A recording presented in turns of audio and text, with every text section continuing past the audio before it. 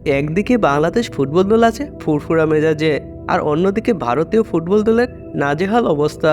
ভারত শাক দিয়ে যতই মাছ ডাকার চেষ্টা করুক না কেন, তাদের দুর্বলতা দিনের আলুর মতোই পরিষ্কার।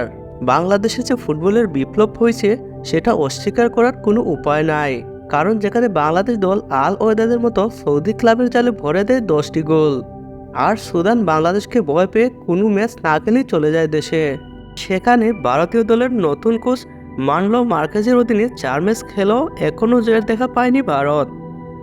ভারত যে খুব একটা স্বস্তিতে নেই তা এ থেকে সহজেই বোঝা যায়।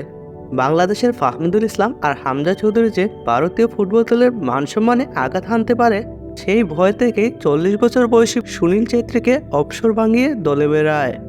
আর ভারত যদি বাংলাদেশকে ভয় নাই পেত, তাহলে এই বুড়ো লোকটার অবসর ভাঙিয়ে দলে বেড়ানোর দরকার ছিলই বা কি। আগামী 25 মার্চ শিলংয়ে এশিয়ান কাপ বাছাইয়ে ভারতের মুখোমুখি হবে বাংলাদেশ, আর সেই ম্যাচেই সবকিছু খোলাসা হয়ে যাবে। এখন শুধু সময়ের অপেক্ষা। খেলাধুলা বিষয়ক সব ধরনের আপডেট পেতে অবশ্যই আমাদের চ্যানেলটি সাবস্ক্রাইব করে সাথেই থাকবেন। ধন্যবাদ।